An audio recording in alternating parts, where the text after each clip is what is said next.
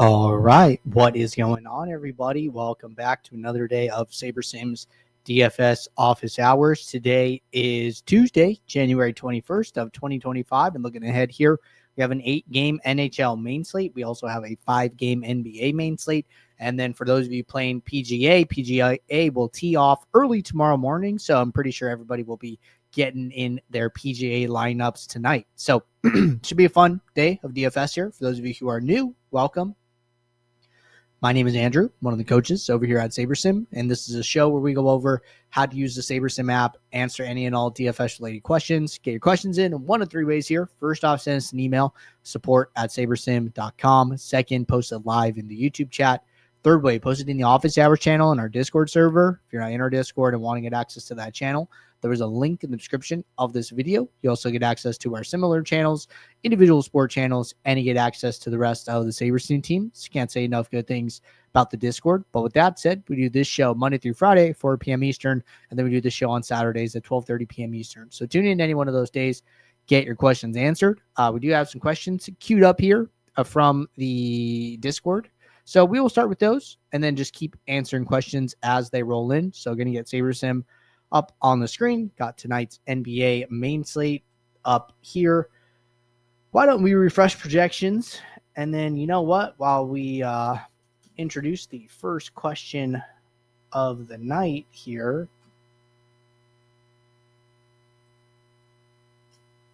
hard refresh, always a good idea.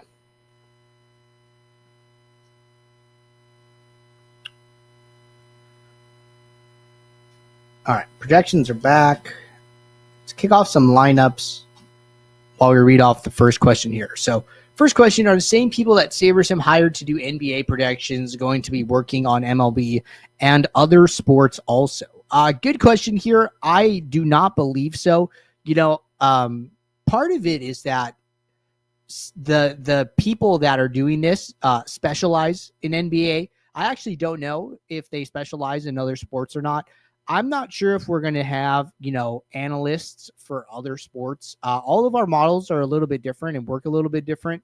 And we thought that, having the analysts would be a boost for NBA. I don't know if we feel the same way about other sports like MLB, NFL, etc. here. So as of right now, analysts are only for NBA. I don't know if that's going to change going forward. But if it does, we'll obviously communicate that to everybody and let you guys know about it.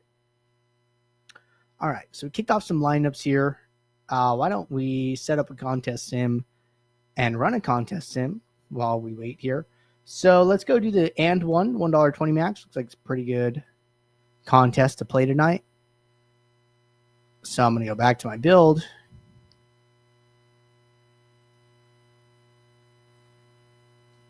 Try refresh one more time.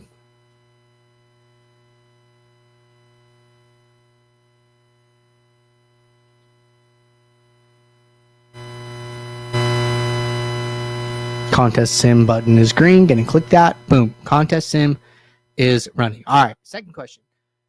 When the projections are ran, do they take into account if a player gets ejected or gets into foul trouble, and how do the projections differ when that happens? Good question. I do not believe we take into account ejections specifically here. However, we do take into account fouls. Fouls are something that are in the sims, and it works kind of like how a game works, right? It's like, hey, when this player, gets 2 fouls in the first quarter, who comes in for them, right? So there's always kind of like depth charts, and we understand like the rotations and who's kind of coming in and coming out for each other with the teams. So it basically just leads to the players playing less minutes in those sims, and that can always be, in their range of outcomes, right? You click on any one player here. I'm going to assume this is Kalel Ware. What do his outcomes look like, when he's getting 10 points, when he's scoring below his mean, right? Foul trouble in these sims is 100% possible, right? Or, maybe he's projected for 25 minutes and in these sims, he only plays 20, right? Only plays 18. Foul trouble could definitely be part of those sims. So typically foul trouble leads to less minutes for that player, more minutes for other players on the court. And then it all gets worked into, who is the best scoring players for your lineup from the sims that we pulled. And then, if the person got into foul trouble, then like, hey, they probably don't end up in the lineup that we're trying to build. But then we go pull new sims for lineup 2, right? And in that set of lineups, they could have not gotten into foul trouble. So it's just going to depend. All right, next question. Hey, Andrew, can you go over today what the recommended fill method is? Autofill or direct fill, and why that is?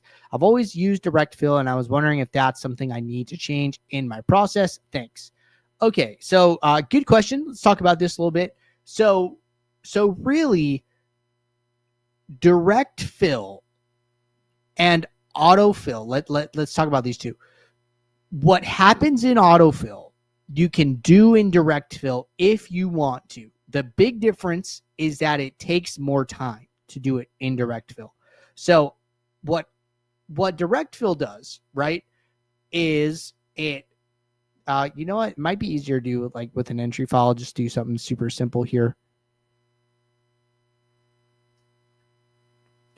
Let me get us an entry file to work with.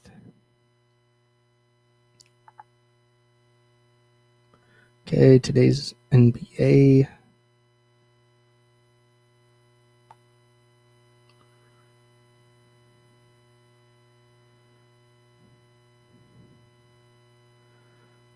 Let's see, 200.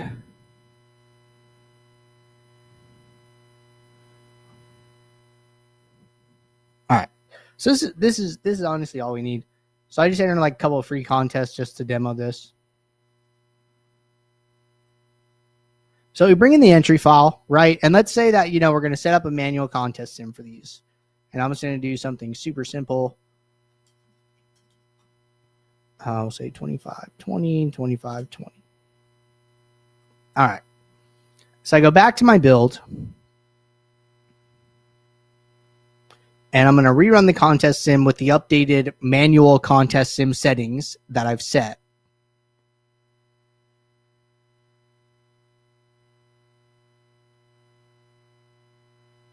And we're just going to let this run.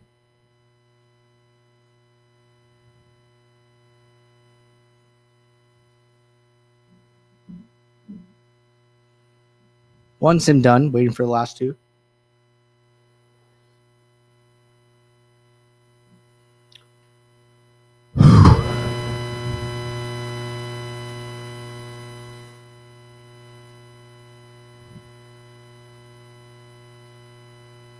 Sim taking a little longer than usual.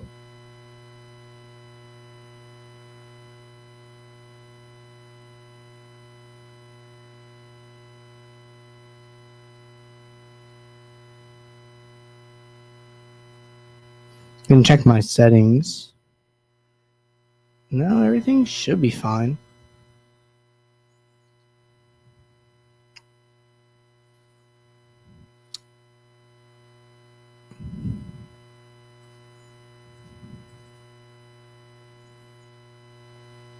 I'm surprised it doesn't look like it finished.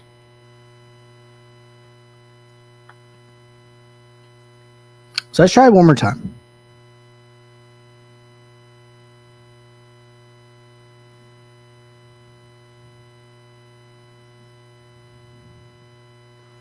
For some reason it doesn't like my manual contest sims. Not 100% sure.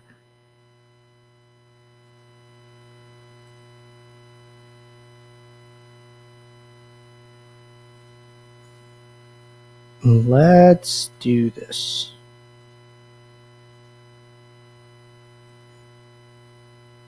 And then let them start use.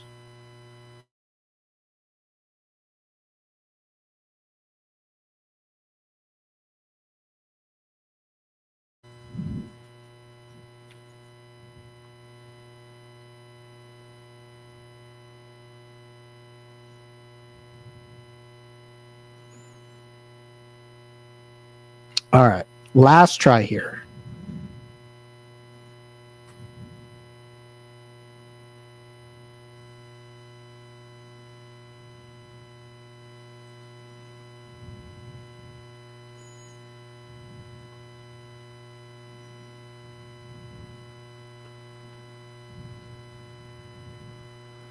Sim is running.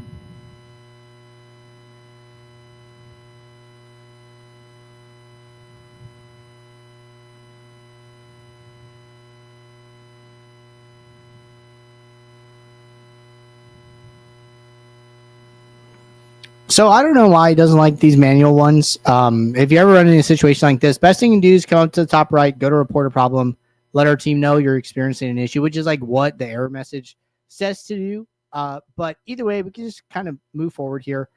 So direct fill versus autofill, right? Notice here I have 2 contests in autofill. Well, if I go to direct fill, right, and I click this drop down arrow next to save to contests, I also have 2 contests here, right? So these are the same 2 contests. Now, the big difference between the two is that with autofill, you don't see your lineups until after you click save, right? So right now, you see my exposures are all 0. Well, then if I switch back to direct fill, it's going to show me my exposures and my lineups before the lineups go into the contest. So before you click save, you get to see it, right? So what autofill is doing is when you click save, it unchecks all the contests, checks the top one, sorts the lineups by the rank by column. In this case, it is target ROI. So it only sorts it by this specific contest ROI, applies any uniques, applies any min-max exposures unless you have these 2 checkboxes chosen, which it automatically does this for single entries. And then it applies any filters that you have set, etc. And then it puts the lineups into this contest. Now, what it does after that is it unchecks the top contest, goes down to the second contest in the list, and does the same thing. Now, the only thing here to note is that when unique rank is on, it takes the lineups that were used in the top contest out of the available pool. That way, the builder has to use other lineups. If rank is on, then it can use the lineups that were in the first contest in the second one as well, if those lineups grade out well by the rank by option chosen here. Okay. So now what that looks like, right? When I click save, it goes through that process in seconds, right? If I wanted to do that in direct fill, I could. So then what I would do is I would go to direct fill. Now, the thing to remember about direct fill is that however many contests are chosen, it is averaging out the ROI between those contests. So if I have 2 contests chosen and maybe the top one has a 200% ROI, the bottom one has a 100% ROI, it's averaging out the ROI, and the new ROI of this lineup would be 150, which would be the average of the 2. Now, in order to not use the average of the 2, I would need to uncheck one and only leave one checked, which would be like the first step of autofill, right? So what autofill does is it would check one. When you check one, it does this processing and it's resorting the lineups, and then it's applying any min or max exposures, any filters, any uniques, etc. Allows you to see the lineup. Once you're happy with the lineup, you can click save. That lineup goes into the contest that is checked, and then I can move on to the second contest. Lineups resort, and then apply any exposures, adjustments, filters, uniques, and then I can click save. So this process just takes a little bit longer. It does give you the added benefit of seeing the lineups, but the biggest difference is that direct fill will average ROIs across all selected contests, and autofill will never average ROIs across all the contests that are chosen. So you got to figure out which one works best for your process. Part of it could be how many contests you're playing, right? That could be a big question that you have to answer. Like, okay, I'm only playing 1 contest tonight. Technically doesn't matter. And if you're only playing 1 contest, I would say direct fill is probably better, because then you could see those exposures first. So if you're in a time crunch, autofill could be really good, right? Really, really fast. We saw the speed just doing it in seconds there. So those are the things that you want to consider. But there's no wrong or right answer. I've talked to people who like, hey, I only use direct fill. Like, okay, that's fine. And then other people, I only use autofill, right? So me personally, I use autofill just because usually playing a lot of contests. So you just got to figure out what works best for you. All right, good stuff there. Moving on to the next question. Hey, Andrew, I've watched plenty of videos about late swap for NBA. When first creating a late swap tab, it has bullets about include original lineups and a couple others. I've heard you say before to always do that, but have heard from others to say leave it alone and don't click that bullet point. Can you talk/show a little bit about the initial setup when first creating the late swap and what to do for each lock after that. Anything I should do or shouldn't do, maybe. Okay, for sure. So we can definitely talk about late swap. This reminds me, I actually think I missed a question here around late swap. I think it just came in at a awkward time, and I want to make sure that I add it to the queue. Yeah, I did miss one. Cool. So your question reminded me of another question here, which we can add to the list. And it looks like one other question's rolled in, so just queuing these up. All right, but let's talk about this one. So unfortunately, I can't demo a late swap right now because there's like no active slate that I'm playing that's, in progress.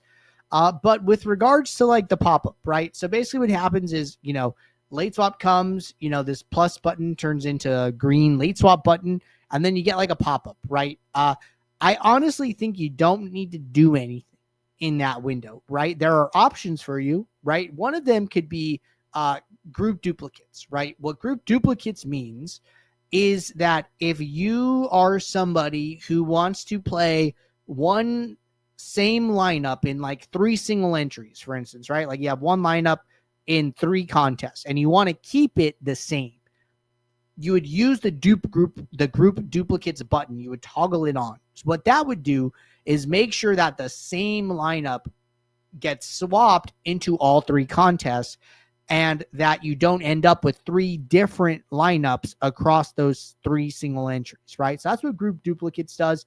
The second one is always include original lineup and swap. This is mostly for people who want to compare the original lineup to the swap options and see, how the players change, how the metrics change.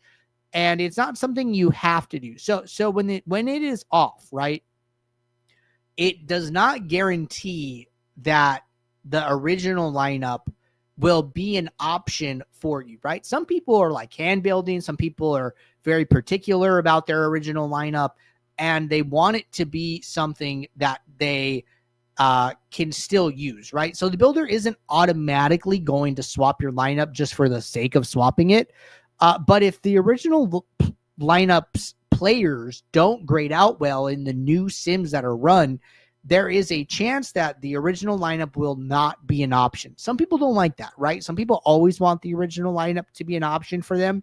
So toggling it on in that case makes sense, right?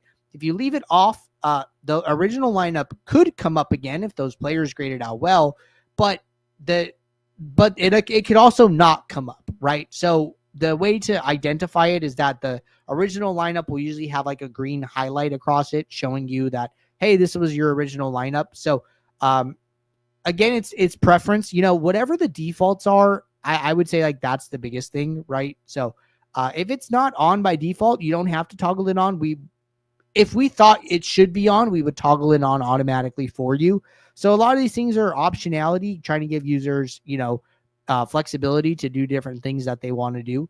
But if it's not on by default, I don't think you need to go out of your way to turn it on unless you want to, right? Unless you have a reason to do so. All right. Next question. And then second thing is I just want to touch on this. It says, after the initial setup, what to do for each lock after that. Once you create your late swap build, you can use the same build the entire night. You don't need to create new late swap builds at each window. So all I would do after creating the original one is I would come in here, let's say we do like a swap at 7 p.m. here, Pacific time for the Sixers and the Nuggets. And then I want to do a second late swap for the Wizards and the Lakers. All I would do in between these 2 games is come in here and click the refresh projections icon once the 7 o'clock game has passed, right? So 7:01, I'm going to come in here. I'm going to refresh the projections. What that does is it tells SaberSim to check what time it is. That way it will basically lock in those players to not allow them to be put in or out of lineups at that point. And then you can run your next swap from there. So the only thing you need to do in between swap windows is refresh the projections so SaberSim can know that players' games have started and that they need to stay in any lineups that they are already in. All right, good stuff there. Next question from Adam. I understand we are always seeking positive ROI lineups. However, in looking at contest reviews for sports like golf, MMA, NFL Showdown, to some extent, it seems the top winning lineups are pretty regularly negative ROI. Can you speak further to this? For sure. So, the way I think about this most often is like a poker example. So, if you go into flashback, right, and you look at any negative ROI lineup, having negative ROI doesn't mean the lineup never cashes, doesn't mean the lineup never wins. It just means that it loses across 100K sample size more often than it wins, right? So the way I relate this to poker is like in No Limit Texas Hold'em, 2-7 is like the mathematical like worst hand you could have, right? Just because it has like the least combination of like winning lineups. Winning hands, and it doesn't do good over the long term, right? Doesn't mean you're never going to win with it. Doesn't mean you're not going to get 2 pair, a 1 card straight, 3 of a kind, full house. Doesn't mean like none of those things are going to happen. It just means that if you played this hand over and over and over again, chances are over the long term you're going to end up losing money with it. Negative ROI lineups are the same. Negative 27%. ROI. What is the difference between negative 27% and negative 100%, right? Well, a negative 100% lineup never cashes, never wins, right? But negative 27%, it does cash. It does win some percentage of the time. It just doesn't do it over a long period of time, right? So those are the biggest things I think of.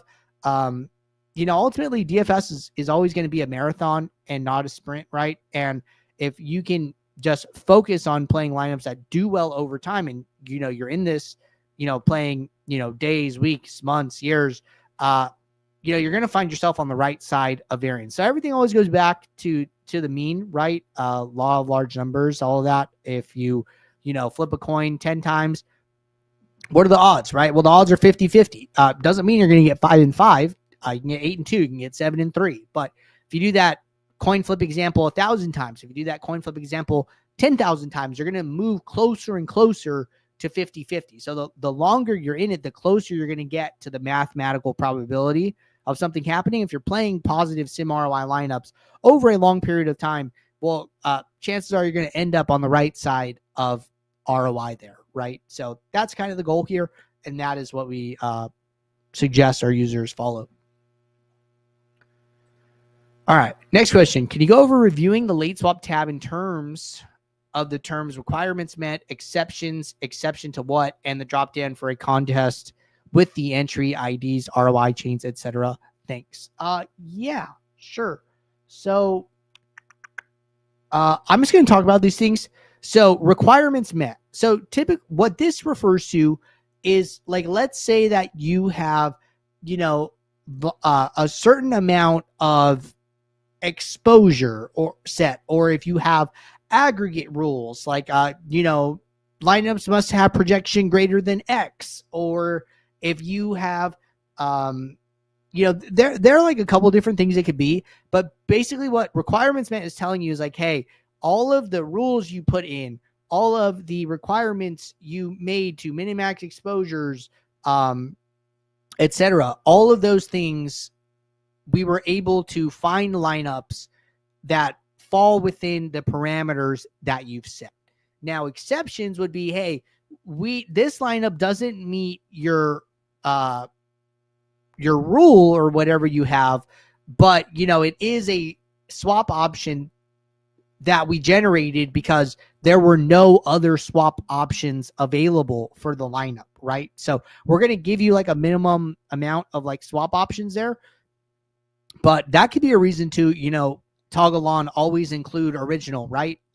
If you think about it, that if you're running into issues where your requirements aren't being met, then you just want to, roll with your original lineup, whatever, that could be an option, right? So that's what exceptions are. It's where we weren't able to meet something that you had told us you wanted your lineups to look like for some reason. And then the drop down for a contest with entry IDs. So basically like here, you can click this arrow and then you're going to see your lineups, right? And then at the right side of the lineup where the players are listed, it's going to have like a number, and then it's going to tell you that is how many swap options we generated for this lineup. And then you're going to have a second drop down where you can drop down and see all the different iterations of the original lineup. So, you could have one lineup with Davis here, and then one lineup, that has Giannis, and you can compare them, and then you can scroll over, and then you can see the ROI differences, and you can see the ROI changes, right? So if you don't like this view, if you don't like this like row view, then in late swap, you have the ability to toggle. It'd be like direct fill, toggle detailed mode where the lineup is like popped out like this, or to the row format, right? So it'll be like going from row to detailed view, and then you could see the lineups in the expanded version of it. But those are the things related to late swap. I hope those answer your question. If not, happy to follow up. All right, next question. Looking for a contest review of PGA from this past week on DraftKings. You reviewed my prior lineups, and while I did show a little more profit this past weekend, I'm still seeing a similar issue that you pointed out where in the mini-max, I'm submitting over 60 to 70 plus lineups, but winding up with less than 5 unique lineups. My geo mean was way, way lower than what the formula even dictated, and still wound up being duped fairly often. Okay, yeah, we can definitely add you to the contest review show. Next show is going to be on Friday here. So I will, after the show, I will go and do what I need to do to add you to the list for the next build review show. All right, next question from George. Hi, Andrew. I've watched plenty of videos and recently joined SaberSim via one of your partners. What process do you recommend for single entries in small to medium contests? Average 1K, 1.5 pool entries.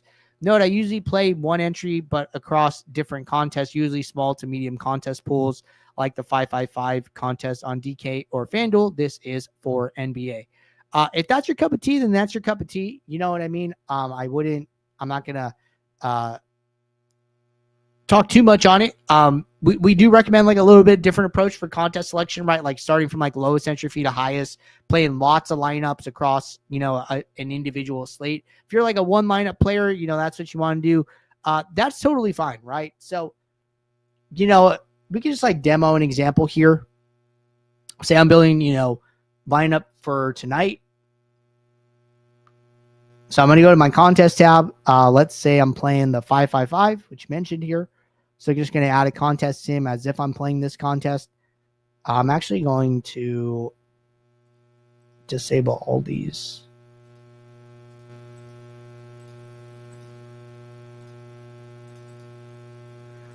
Let's turn this off. And actually mess this up. So I want to change user entries to 1 here. All right. So then I'm going to upload my file effectively, right? Go to a new build. Something I like to do is bump up minimum salary a little bit here, especially just like playing one lineup, high stakes contest. Probably better to bump minimum salary a little bit, right? Say I have, 5,000 lineups. I like to just put on like a super basic projection filter. That way I don't have to see players that are too low projected. And that's really it, right? Make 2 small adjustments to projections and click off the build.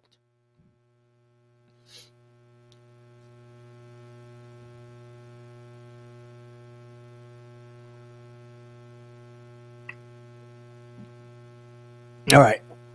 So normally I would say build as many lineups as your plan allows. I'm going to stop this early just for the demo here. So once the lineups load, kick your contest sim. I don't know if this is going to work or not. I'm going to move some columns around while we wait.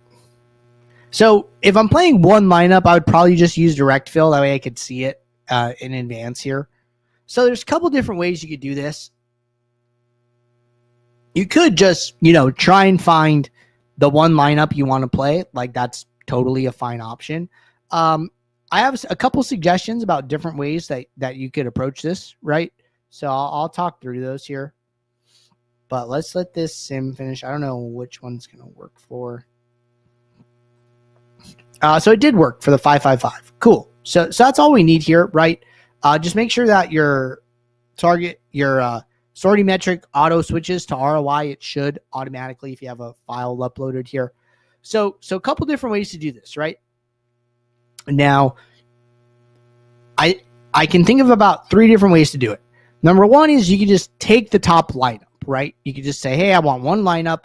I'm going to look at, the top one here, and I'm just going to be happy taking that one if, I like the players I see, etc. here, right? Totally okay to do that. Number 2 option is to look at a bigger set of lineups. Like maybe you want to look at like the top 10 or even like the top 50 and kind of start to narrow down from there, right? So let's say I want to look at the top 50. Well, what am I really looking for? Well, maybe I'm looking at like the positive leverage players, right? What players are showing positive leverage like most often? And, can I find a lineup with, multiple of them in it, right? So let's say I want to take these, let's say there's like 4 players with over 20% leverage. Is there possibly a lineup with all 4 of them in it? So James, Westbrook, Poole, Ayton, right? So Ayton, James, Poole, Westbrook, right? And it looks like the top lineup has that, the second lineup does, and then the 43rd. And then, what I could do, right, is I could star these, or I'm sorry, lock them. And then maybe, I just want to consider these lineups. I want to look at them a little bit closer. So then I turn these off. Change lineups down to 3. And then I'm like, okay, I want to consider these 3 lineups. What are the differences? Which lineup do I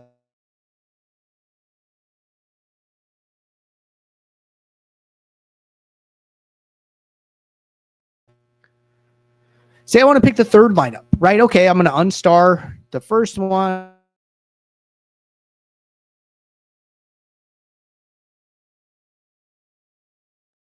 I'll narrow down to this one lineup I want to play, right? That's a totally fine way to do it.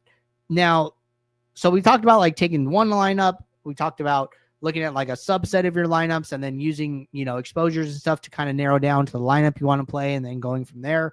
And then third way, which is like a little bit more hands-off, right, is something I'll do is say I want to consider 3 lineups. And then I want to use my metrics to decide what lineups to play. So then I'll typically turn on projection, ROI, and then I want the lineups to be a little bit different, right? I want to find some lineups that are close in like aggregate metrics, but diversified, right? So then I'll start increasing them in uniques. And, I'm waiting for like these metrics to change by like a bit here. So I started at 86% ROI and down to 77. Not that bad, like 10% drop. Projection hasn't changed a bunch. And I'm already at, 5 uniques. At 6 uniques, it drops like a little bit more. And then I can just look at what my lineups are, right? Like, okay, I'm looking at 3 lineups, rank 1, rank 4, rank 6, right? So we're still in like the top 10. And we're, finding lineups that are way, way different from each other, right? So at 7, average projection drops like 3 points. I'd probably go back to 6 here. Now, let's say I'm comfortable, I don't really have that many opinions about the slate, and I just wanted to find lineups that were diversified, and I'm honestly okay taking any one of them, right? So then what I'll do here is I will just go into my method and change it to unique random, and then I will save this, lineup to the contest I'm playing. I'm basically telling the builder, hey, I'm okay with any one of these 3 lineups. Put whatever one you want into my contest. Some people might think that's crazy. I would never, randomly, pick a lineup that I didn't look at before. But, I'm basing it off the metrics, right? The metrics are similar, diversification. I'm okay with any one of these 3, and then I click save. So those are like the 3 ways that I would consider building, a single lineup, right? Is take a top one, look at trends across like a smaller sample and try and narrow down to the lineup that looks the best. Or third would be, use uniques and aggregate metrics to find a set of diversified lineups and then pick any one of them. So those are the 3 ways I'd be building a single lineup. All right, Brandon said, thanks for the input about late swap. One quick thing on the original pop-up on the bottom, do you recommend use default or my build 1 settings? Just curious if I'm hurting myself by using my build. I would say use, if you've made any changes, right? If you've made min salary changes, applied filters, applied rules, curated your player pool, applied min or max exposures, you're going to want to probably carry those things over to your next build, right? So I would always recommend changing it from default to build 1, for instance. The only reason I would consider not doing that is if, like, for instance, tonight there's 3 games at lock and then there's a big break, right? Let's say you come back for these night games, but in between the first 3 games starting and the night game starting, maybe Jokic gets ruled out, right? Well, that's like a huge swing in the slate, right? If you have lineups with him in it, maybe you're going to have issues meeting your minimum salary requirement for the next player that gets put into the lineup, right? Just because he's often so expensive. So in that case, I would leave it at default and like reconsider some of your adjustments. But if nothing changes, right, if some player projections move up and down, but nobody really gets ruled out, players just, have some minor but significant projection changes, then I would leave your build 1 settings active. So I think moral of the story is keep your settings and stuff unless there is something that happens that like completely, changes the course of the slate. So that's what I would consider when trying to decide which one I want to go with. Brandon said, yes, rules is what I was wanting to use. Thank you. I understand what you're saying about Jokic. Awesome. Perfect. All right. Let's jump back to office hours. And looks like we are caught up there. So I got to put Lil Scrap down for a build review for Friday. I have a note to do that. But other than that, looks like we're all caught up here. So appreciate you guys tuning in. I will be back tomorrow, 4 p.m. Eastern, Wednesday, for our next show. So until then, everybody, take care. Good luck. Thanks. Bye.